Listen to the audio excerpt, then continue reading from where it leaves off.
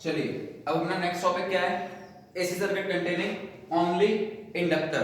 अब इसमें सिर्फ हम क्या डालेंगे, इंडक्टर लगाएंगे और कुछ भी नहीं होगा। दूसरी सपोजिशन ये है हमारी कि हम ये भी मानेंगे कि जो इंडक्टर है उसका रेजिस्टेंस है वो कुछ भी नहीं है, मतलब जो वायर कनेक्शन है, जो भी कुछ जो रेजिस्टेंस आज हम जानते हैं, अभी तक हम जानते आ रहे हैं V = I R वाला जो R होता है रेजिस्टेंस, वो कुछ भी नहीं है, ठीक है ना, दैट इज जीरो। सिर्फ क्या है, इंडक्टर क्या लगा हुआ है, इंडक्टर लगा हुआ है। तो उसको मैं डायग्राम बनाता हूं और उसमें हम डेरिवेशन देखेंगे पूरा कैसे क्या होता है। क्लियर। सपोज ये आपका एक इंडक्टर है, मान लीजिए यहां रहता हूं, नहीं यहां रहता हूं, दैट इज ऑफ इंडक्टर। ये देखिए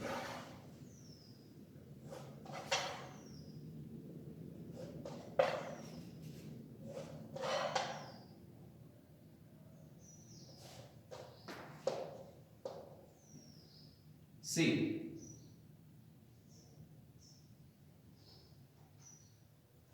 this is of EMF connected. ये आपका हो गया क्या, इंडक्टर। बात समझ में आ रही है। इसका इंडक्टेंस क्या है, कैपिटल L, और इसमें EMF क्या लग रहा है, epsilon equals to epsilon not sine omega t।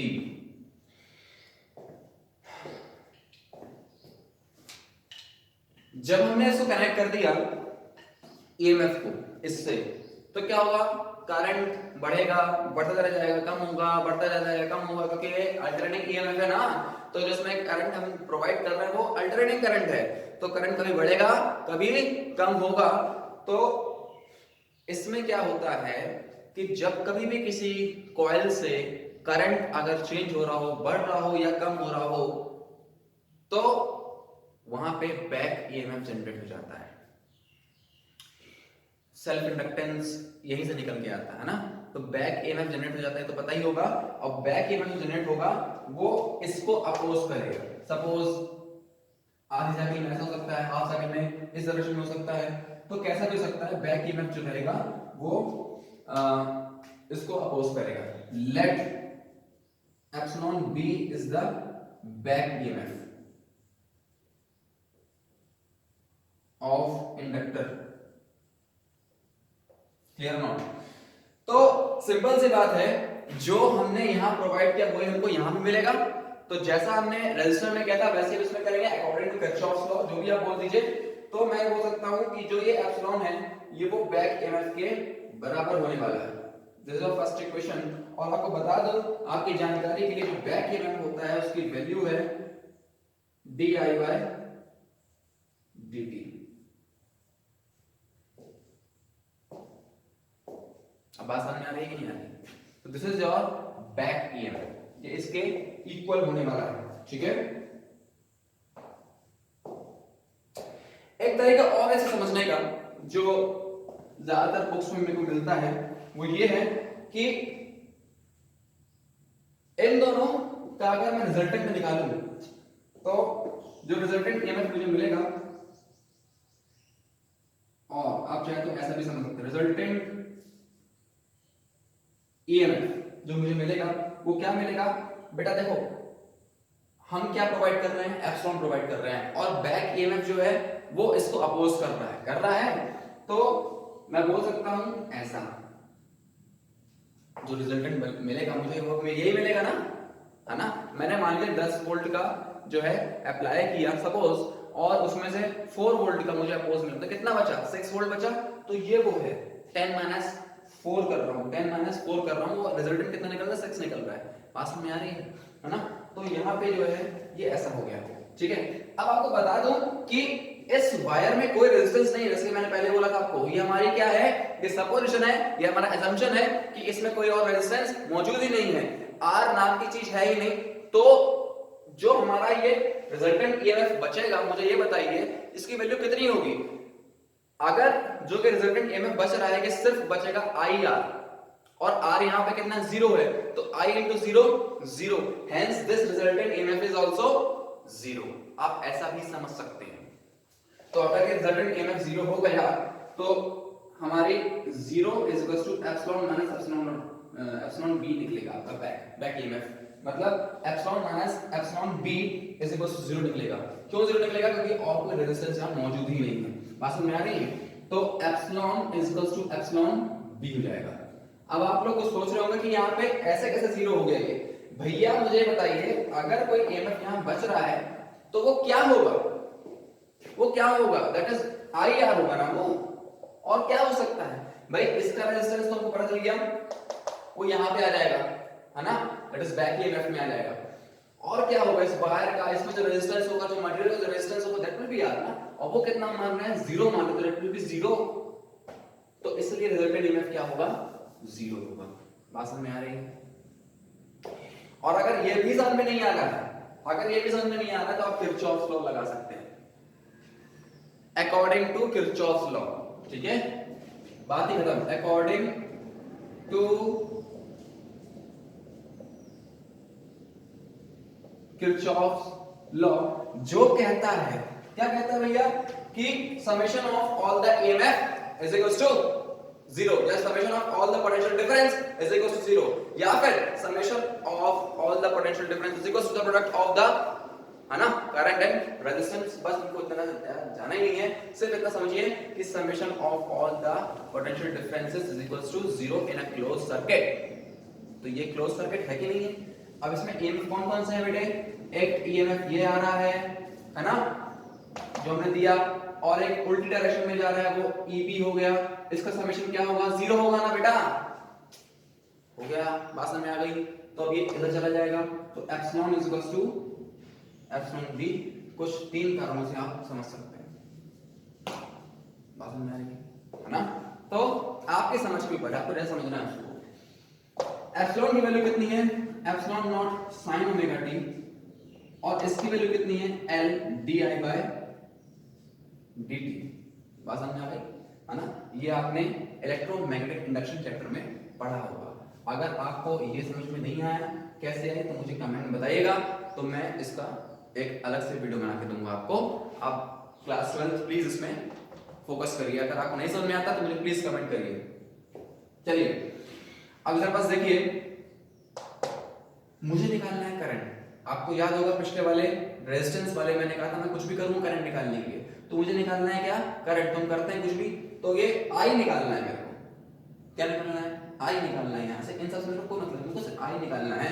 तो मैं क्या करूंगा? चीजों को उधर उधर ट्रांसफर करूंगा और देखते हैं क्या निकल के आता है। तो मैं इसको ऐसा भी लिख सकता हूं, D I is equal to epsilon not upon L sine omega T D T. बात समझ में आ गई? ये है सिंपल सी बात। अब इसको हम कर देते हैं। अब मेरे को निकालना है आई ना भैया, तो आई डी आई में छोटा रूप है इसका मुझे आई चाहिए, तो मुझे क्या करना पड़ेगा? इसको इंटीग्रेट करना पड़ेगा। तो जैसे ही मैंने इसको इंटीग्रेट कर दिया, तो ये बन गया आई, यहां इंटीग्रेशन है sine epsilon not upon L sine omega T D T. ठीक, अब ये तो कांस्टेंट है, ये बाहर आ जाएंगे।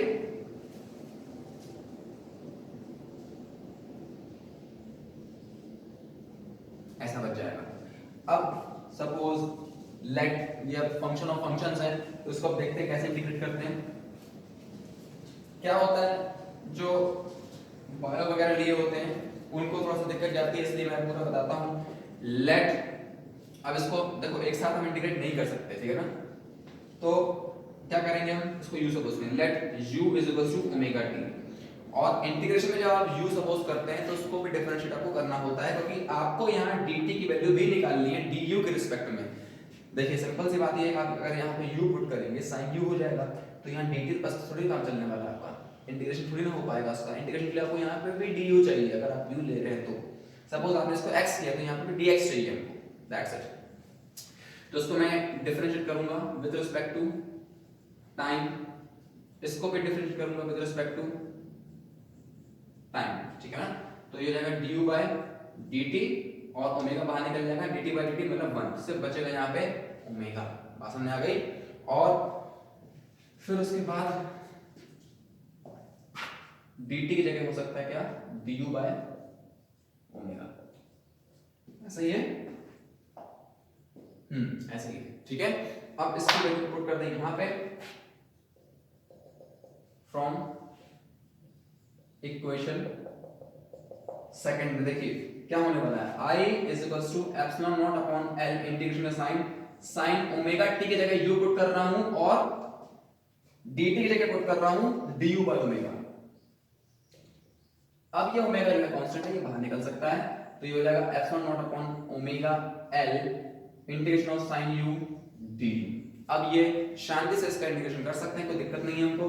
तो I इज इक्वल्स टू निकल जाएगा epsilon not upon omega L, integration करेंगे तो आएगा माइनस cos u, क्या निकलेगा माइनस cos u, माइनस हमने बाहर ले लिया, minus omega L sorry epsilon not upon omega L cos omega t। This is your derivation. समझ में आ रही बात? लेकिन अभी बहुत सारी चीजें बताना बाकी हैं।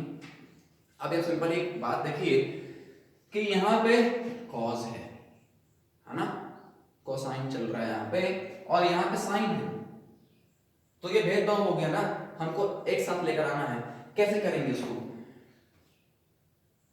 आपको मालूम होना चाहिए कि एक आइडेंटिटी होती है cos theta is equals to sine 90 minus theta, बोल सकते हैं को आइडेंटिटीज फंक्शन है ना।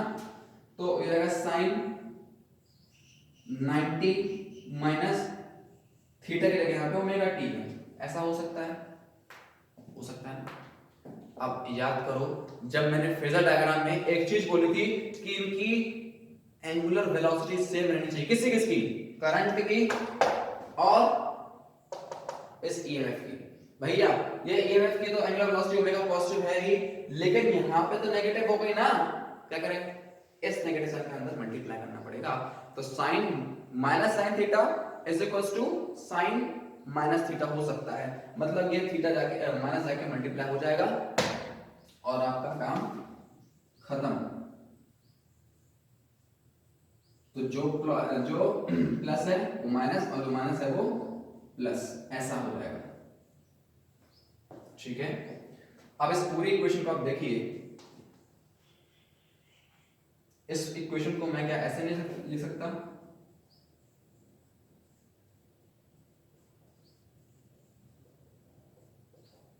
लिख सकता हूं कि नहीं लिख सकता हूं, है ना। तो these are the majors equation, आप इसको ऐसे लिख सकते हैं।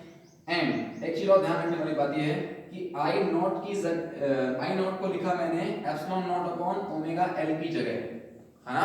अगर आप ओम्स लॉ चेक करते हैं तो I naught is equals to epsilon not upon R होता है, तो एक प्रकार से रेजिस्टेंस से काम कर रहा है कि नहीं कर रहा है। अगर आप ओम्स लॉ को देखें, हालांकि यहाँ पे रेजिस्टेंस तो नहीं आएगा, पर ये रेजिस्टेंस से काम कर रहा है। और हमने पहले क्या एज्यूम किया था, यहाँ पे कोई रेजिस्टेंस नहीं है, वायर का जो रेजिस्टेंस ओम्स लॉ से निकल के आता है वो कोई रेजिस्टेंस यहाँ पे है ही नहीं, है ना। तो अब ये कौन सा रेजिस्टेंस आ गया, ये जो रेजिस्टेंस आ गया ये इंडक्टर का रेजिस्टेंस है, इसको हम बोलते हैं इंडक्टिव रिएक्टेंस। क्या बोलते हैं इसको, इंडक्टिव रिएक्टेंस बोलते हैं। और इसको मैं रिप्लेस कर सकता हूं ओमेगा एल को XL से, ठीक है ना। therefore XL is equals to omega L and is known as inductive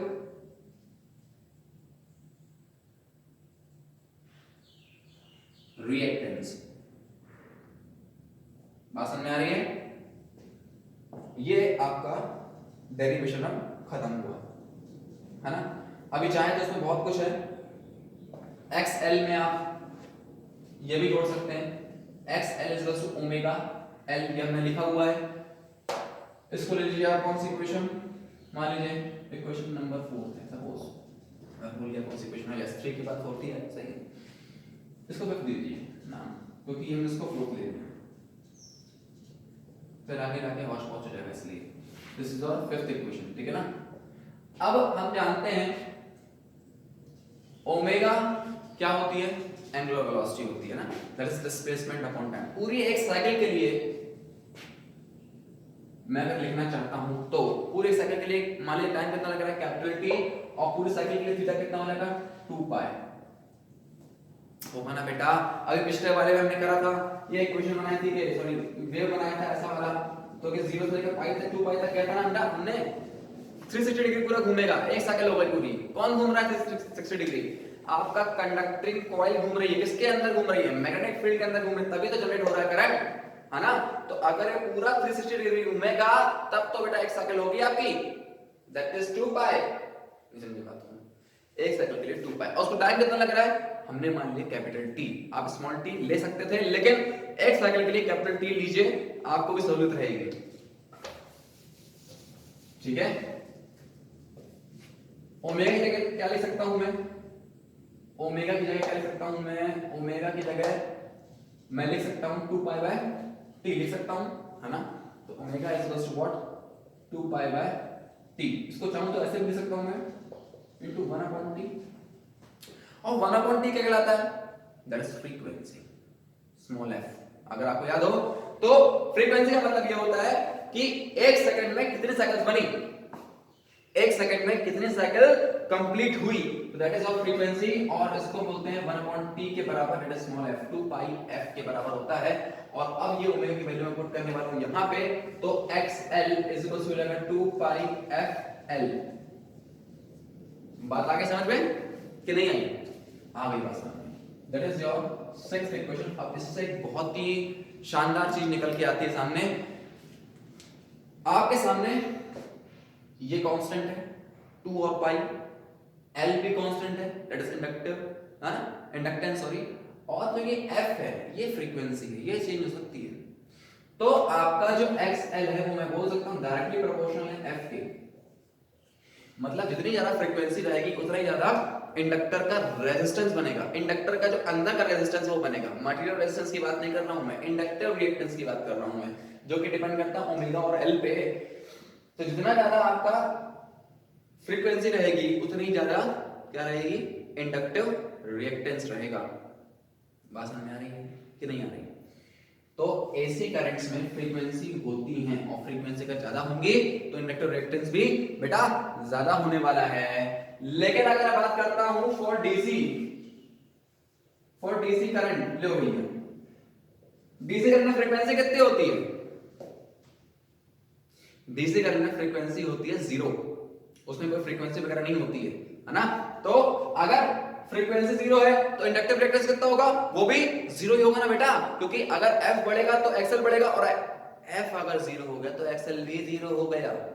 तो इसका मतलब ये है कि डीसी करंट्स में इंडक्टिव कॉइल अपना कोई रेजिस्टेंस ऑफर नहीं करती है, इजीली पास करवा देती है करंट को, ऐसा कह सकते हैं हम। That is for DC current XL is equals to 0 I can say it। ठीक है, तो आप चाहे तो उसको पॉज करके नोट कर लो, और फिर आगे जाकर हम बनाते हैं जो सबसे इंपॉर्टेंट है, दैट इज वेव फॉर्म और फेजर डायग्राम। ठीक है ना।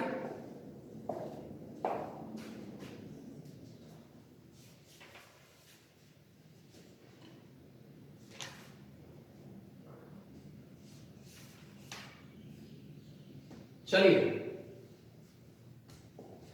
अब इधर पास ध्यान देने वाली बात क्या है कि ये लैग हो रहा है, कौन, करंट, जबकि अगर आप देखें ईएमएफ कितना है, epsilon is equal to epsilon not sin omega T, और करंट कितना है, R is equal to I not sin omega T minus pi by 2, मतलब ये पाई बाय 2 से कम है।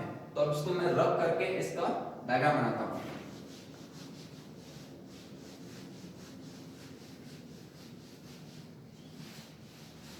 इस इक्वेशन को याद रखिएगा, मैं फिर से लिख दूंगा इसको।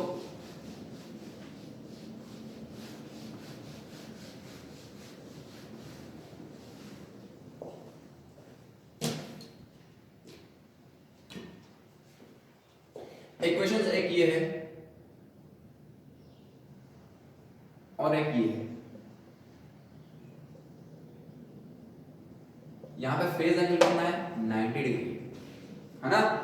मतलब करंट 90 डिग्री से पीछे चल रहा है, किससे, ईएमएफ से। देखो साफ साफ है, माइनस पाई बाय 2 है, मतलब जहां पे मान लीजिए अगर आपका ईएमएफ 90 डिग्री पे है तो करंट वहां पे 0 में होगा, 90 माइनस 90 0 ना। और अगर आपका ईएमएफ 180 डिग्री पे है तो ईएमएफ से 90 डिग्री माइनस कर दो, कितना बचेगा, 90 बचेगा। तो दैट इज आपका उस समय जो करंट रहेगा वो 90 डिग्री पे होगा। तो सबसे पहले बनाएंगे फेजर, और उसके बाद फिर बनाएंगे वेव, है ना। तो फेजर डायग्राम ये बना रहा हूं मैं, बहुत ध्यान देखिएगा।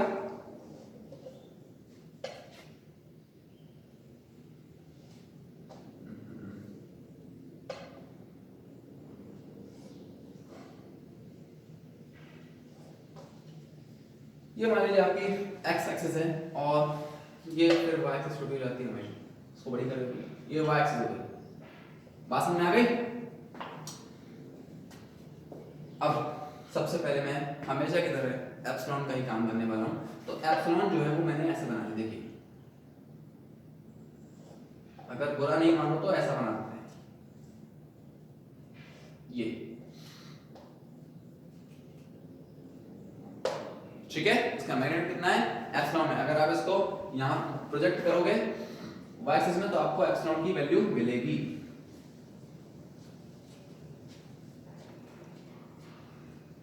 That is our epsilon. बताइए समझ में? एंगल कितना है वो भी बात बताएंगे। एंगल कितना है बेटा? वैसे भी ओमेगा टी है, कोई दिक्कत वाली बात नहीं है, वो मैं बताता हूं। अब चर्चा करते हैं करंट की, जो सबसे ज्यादा अभी खतरनाक चीज है। देखिए करंट जो है पाई बाय 2 से कम है। किससे? ओमेगा टी से पाई बाय 2 का मतलब जहां पे आपका ईएमएफ अभी है उससे 90 डिग्री कम है करंट, है ना?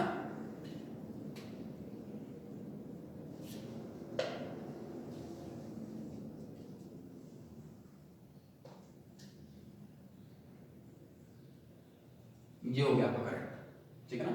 और इनके बीच में जो ये एंगल है ये कितना है? पाई बाय 2। नहीं समझे बात को? That is your angle between, और ये हमेशा की तरह कितना है? Omega T. बात समझ आ गई? तो ओमेगा टी माइनस 90 डिग्री कितना बचेगा? ये आपका एंगल होगा इस एक्सिस के साथ, है ना? अच्छा सवाल ये आप पूछ सकते हो कि सर आपने इसको इधर क्यों नहीं बनाया? मतलब मैं चाहता था इसको इधर ही बना सकता था और आपको कोई एतराज नहीं होता उसमें, लेकिन मैंने इधर ही क्यों बनाया 90 डिग्री के लिए? तो भैया बात ये है कि मैंने आपको फेजर डायग्राम स्टार्ट करने से पहले एक बात बोल दी थी कि जब भी कभी आप डायग्राम बनाएंगे एंटी क्लॉकवाइज डायरेक्शन में होगा, और यहाँ पे जो चीज आगे है वो एंटी क्लॉकवाइज डायरेक्शन में बढ़ रही है आगे। एंटी क्लॉकवाइज मतलब ऐसे, ये पीछे है तो ये बेचारा पीछे रह गया, ये आगे है तो ये आगे बढ़ गया एंटी क्लॉकवाइज डायरेक्शन में, देखिए ये आगे जा रही है। समझ रहे हैं बात को? इसलिए ये नीचे है और ये आगे है। बात समझ में आ रही है? तो ये आपका था फेजर डायग्राम, है ना? अब इसको चाहे तो आप यहाँ पे प्रोजेक्ट कर दीजिए तो आपको आई की वैल्यू मिल जाएगी at any instantaneous point, that is your I. Clear? बात समझ में आ रही है? तो ये आपका क्या है? Phasor diagram. आगे चलें, अब करते हैं अपना वेव डायग्राम।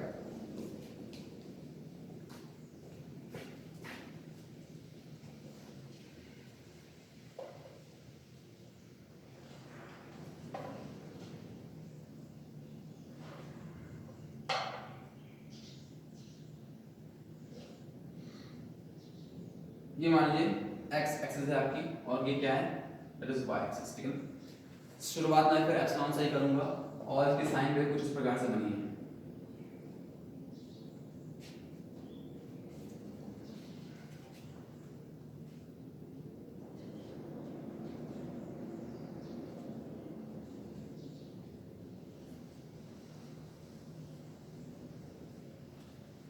ये आपकी साइन वेव बन गई, ठीक है ना? किसके लिए बनी? लेकिन ये बनी है एप्सिलॉन नॉट के लिए। अब मजा कब आएगा? जब बनाऊंगा मैं किसके लिए? करंट के लिए, है ना? तो मजे वाली बात इसमें ये है कि हर चीज, हर पॉइंट्स को बहुत ध्यान से देखिएगा, तब जाके आपको समझ में आएगा कैसे हो रहा है। ये क्या है? 90 एंगल है, that is your 90 pi by 2, है ना? ये कितना है? 0। ये कितना हो गया? That is pi. ये कितना हो गया भैया? दैट इज 3 पाई बाय 2, और ये दैट इज 2 पाई। बात समझ में आ रही है? चलो चलते हैं आगे। अब सिर्फ इस इक्वेशन को देखिए और मुझे बताइए कि मुझे शुरुआत कहां से करना चाहिए, है ना? अगर जवाब कुछ भी नहीं आ पा रहा है तो कोई बात नहीं, अपन समझते हैं। अभी इस पॉइंट पे जहां मेरी स्केल है वहां पे ईएमएफ कितना है? 0 डिग्री पे है,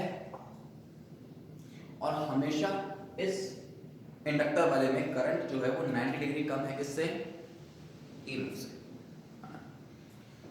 तो अगर अभी ईएमएफ 0 है तो भैया मेरे ये बताओ करंट कहाँ पे होगा, -90 डिग्री पे होगा कि नहीं होगा। और ऊपर से अगर आपको याद हो तो कोसाइन वेव बन रही थी, है ना, तो कोसाइन वेव वाला कॉन्सेप्ट मैं नहीं लेकर आता हूँ क्योंकि थोड़ा सा वो हो जाता है। आप सिंपल बस इतना देखिए, अभी एंगल कितना होगा, -90 डिग्री होगा। मतलब वेव अगर यहाँ पे कुछ और होता तो वेव कुछ ऐसे आ रही होती, ऐसा, यहाँ पे उसका -90 डिग्री एंगल होता। और मुझे ये बताइए कि अभी वेव 90 डिग्री पे है ए वेव की, है ना, और इससे पीछे कौन है, करंट है, कितना डिग्री है, 90 डिग्री पीछे। तो 90 - 90 कितना होना चाहिए, 0 होना चाहिए। तो मतलब जो करंट की साइन वेव आएगी वो 0 आएगी जब इसका 90 होगा। बात समझ में आ रही है, बेचारा बहुत पीछे है, करंट लैग कर रहा है बहुत ज्यादा, ठीक है ना। अब जहां पे वो 90 है कौन, ईएमएफ, वहां पे बेचारा 0 है कौन, करंट। अब जहां पे आपका ईएमएफ 180 डिग्री पे है ना, वहां पे अपना करंट का मतलब 90 डिग्री पे होगा, 180 - 90 90। तो अब यहाँ पे इसकी जो है करंट की मैक्सिमम वैल्यू आएगी ऐसे, कहां पे, 90 डिग्री पे, सॉरी 180 डिग्री पे, ठीक है।